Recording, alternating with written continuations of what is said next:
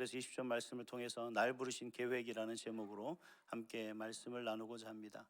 오늘 본문은 우리가 너무나 잘 알고 있는 그러한 사건입니다. 예수님께서 태어나신 그 사건을 기록하고 있는 것을 볼 수가 있습니다. 우리가 많은 사람들이 예수님의 이 땅에 태어나심에 대해 의문을 갖는 분들이 많죠. 세상 사람들은 어떻게 사람으로 태어난 사람이 어떻게 신이 될 수 있는가라고 하는 그런 이제 의문들을 많이 갖습니다만, 저는 오늘 이 본문을 보면서 그런 생각들을 참 많이 했습니다. 하나님께서 왜 이와 같은 놀라운 일들을 통해서, 기적을 통해서, 또 우리가 믿지 못할 역사를 통해서 예수가 그리스도 되심을 우리에게 말씀하고 계시는 것일까 하는 어떤 그런 생각을 하게 됐습니다. 하나님은 분명히 우리를 너무나 사랑하셔서 우리 한 사람 한 사람을 부르신 줄 믿습니다. 이제 그 부름신 가운데 우리는 예수가 그리스도 되심을 믿는 믿음이 바탕이 돼야 되고, 또 그 믿음이 있다면 우리는 하나님의 사람이다라는 확신을 우리가 하게 됩니다. 우리가 어떻게 당신은 구원받았다라는 걸 알 수가 있느냐? 바로 확증하고 확신하고 있는 것은 아닙니다. 바로 예수가 그리스도 되심을 믿고 하나님이 우리를 너무나 사랑하셔서 그 예수님을 우리의 구원을 위해 이 땅에 보내셨다는 사실을 믿는다면 우리는 구원받은 사람이다라고 그렇게 말씀을 드릴 수가 있죠. 그래서 하나님께서는 이러한 우리가 연약함, 우리의 어떤 여러 가지 생각 속에서 정말 나 하나님의 구원받은 사람일까? 정말 하나님께서 나를 구원하신 것일까? 라고 하는 그런 의문을, 또 그런 부분에 대해서 좀 의심을 하는 사람들이 있다면 오늘 본문을 통해서 좀 그 부분에 대해서 확신을 했으면 좋겠습니다. 우리가 살아가는 이 세상의 삶의 모습 속에서 여러 가지 이유가 되지 못하는, 즉 우리가 이해하지 못하는 많은 일들이 생겨나는 것을 볼 수가 있습니다. 그 중에 한 사건이 바로 오늘 예수님께서 이 땅에 오신 그러한 놀라운 사건입니다. 동정녀 마리아에게 나신 그 예수님께서 오늘도 보면, 아니 누구나 가난하고 힘들고 어려운 사람이라면 다 그렇게 태어나는 것 아닌가라고 그렇게 말할 수 있는 그 조건 속에서 태어나는 것을 볼 수가 있습니다. 그러나 하나님은 분명히 우리에게 뭐라고 말씀하시냐면, 천사를 통해서 하나님의 계획하심 속에서 보낸 하나님의 아들이다라고 그렇게 말씀하고 계신 것을 볼 수 있습니다.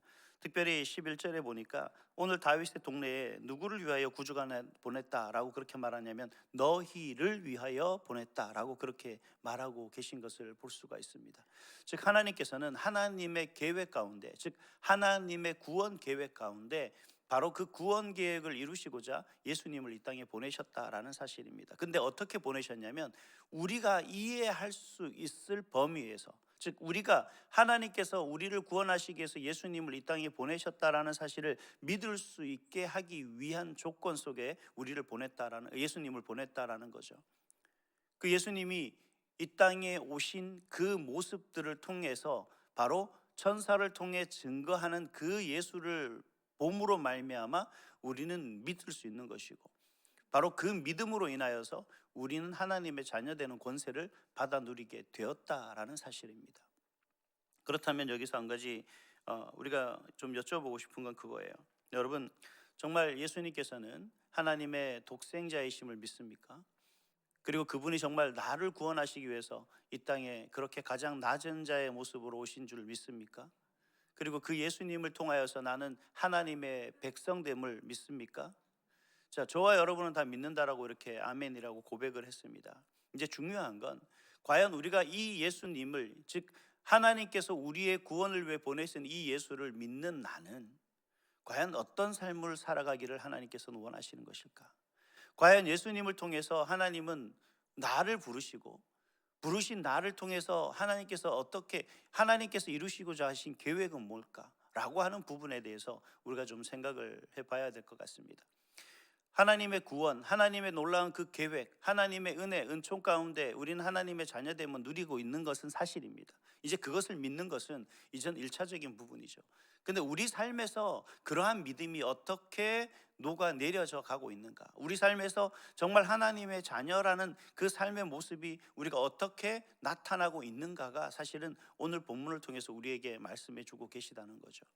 하나님은 단순히 저와 여러분을 부르시는 것이 아니라 바로 하나님을 믿는 믿음으로 말미암아 살아가는 저와 여러분이 이 삶에서, 이 세상에서 하나님의 부르신 계획대로 그렇게 살아갈 수 있는 사람이 되기를 원하신다라는 말씀입니다.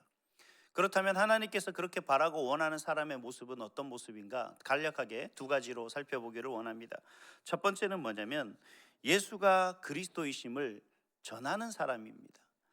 예수가 그리스도 되심을 믿는 사람이라면, 즉 하나님의 백성된 우리의 삶의 모습이라면, 이제는 우리가 단순히 이 땅을 그냥 믿는 사람의 한 사람으로서 살아가는 것이 아니라 바로 그 예수가 그리스도이심을 전하는 사람이 되어야 된다라는 겁니다.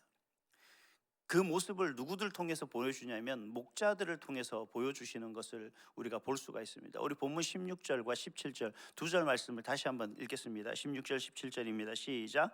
빨리 가서 마리아와 요셉과 구유에 누인 아기를 찾아서 보고 천사가 자기들에게 이 아기에 대하여 말한 것을 전하니. 아멘.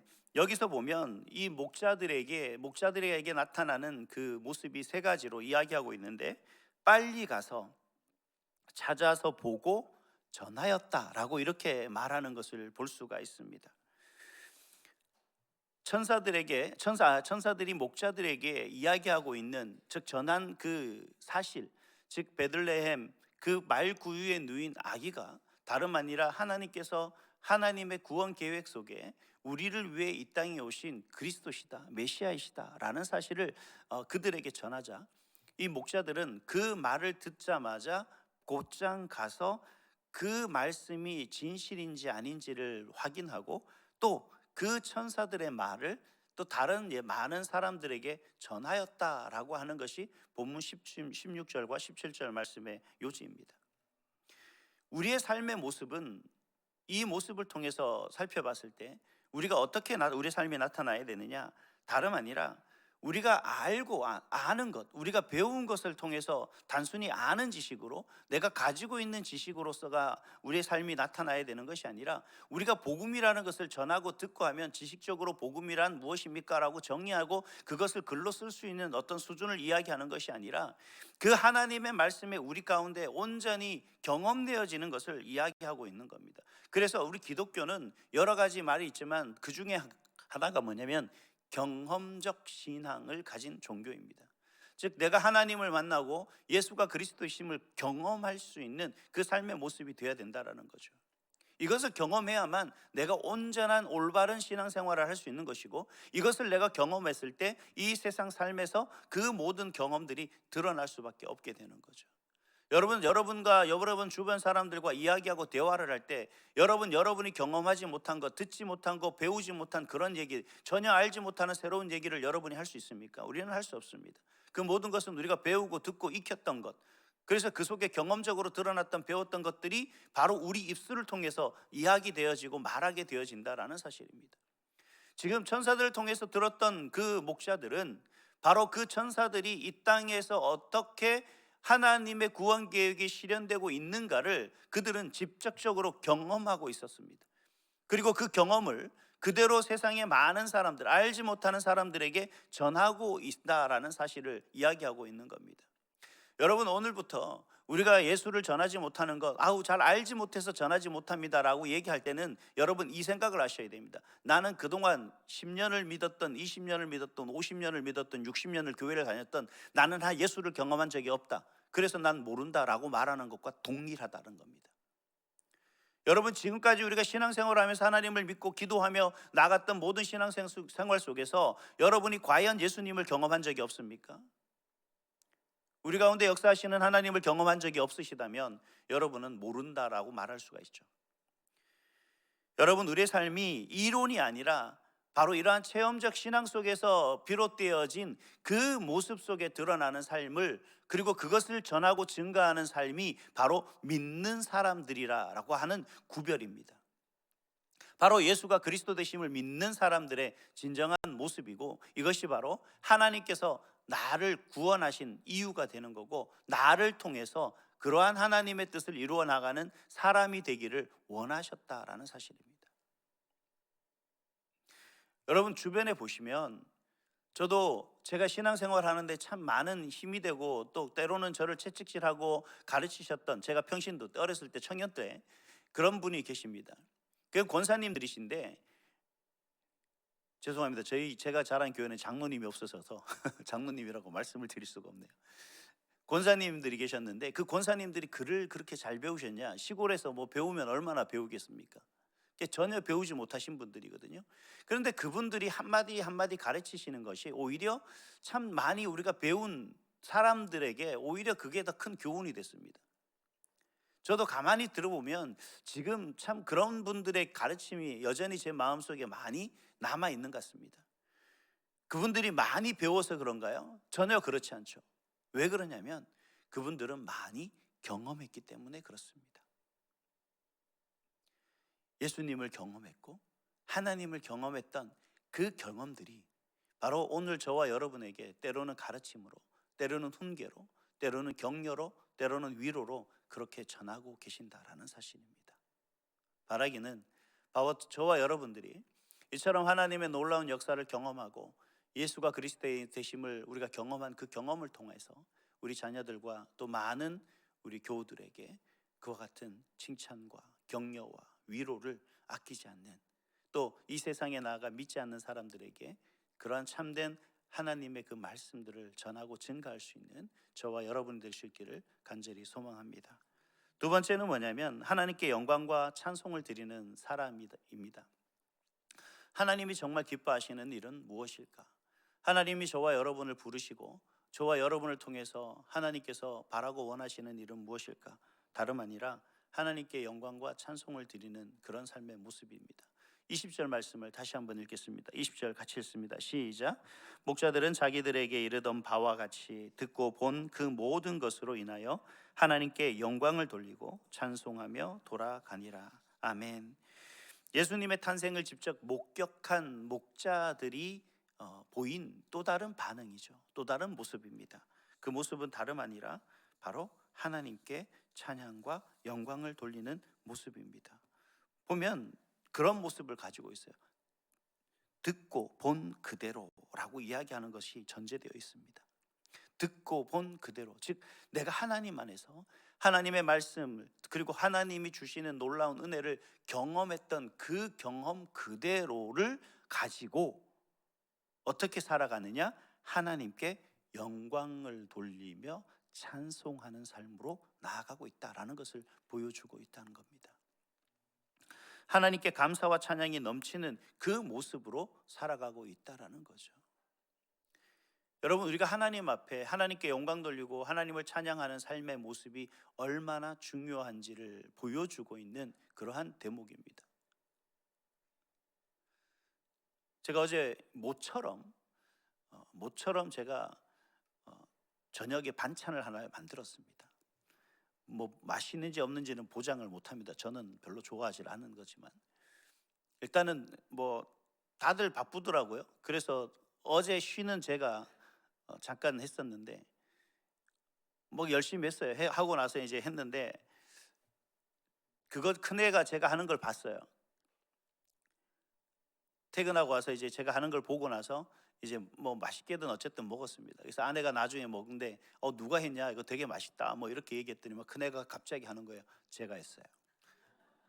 그래서 저 녀석이 저거 그러더니만 제 눈치를 쓱 보더니만 아니야, 아빠가 했대, 맛은 없어 뭐 이렇게 얘기를 하는 겁니다. 그래서 뭐 이제 어쨌든 간에 순간 제가 뭔 생각을 했냐면 야, 내가 했는데라고 하는 말이 나올 뻔했습니다. 그래서 그냥 그래 너가 했다 그래라 그냥 그러고 말았는데, 그러고 나중에 그 한마디 아빠가 했어라고 다시 이렇게 정정을 해주는 그 말이 너무 고마운 거예요. 그래서 제가 오늘 이 설교를 준비하는 가운데 이제 어제 다 끝내놓고 이제 그런 이제 다 하는데 가만 생각해 보니까 제가 하나님께 영광과 찬양을 돌린다는 게 어떤 건가, 그 의미가 과연 또 어떻게 쉽게 이해하면 좋을까, 이제 이런 고민을 했었는데 그 생각이 번뜩 드는 겁니다. 여러분, 우리가 하나님께 하나님께 영광을 돌리고 찬양하는 것, 이 찬양이 별것 아닌 것 같아요. 하나님 주신 것에 감사하는 거죠. 그래서 제가 어제 잠자기 전에 그랬습니다. 하나님, 오늘 하루 제가 딸을 통해서 인정받게 하심을 감사합니다. 여러분, 우리가 살아가는 그 삶의 모습 속에서 정말 하나님 앞에 한 가지라도 감사하는 것이 얼마나 될까요? 매일매일의 삶을 한번 생각해 보면 여러분은 많을지 모르지만 저는 참 게을렀던 것 같습니다. 하나님께 영광 돌리는 그 삶이 게을렀던 것 같아요. 하나님을 찬양하는 그 일이 게을렀던 것 같습니다.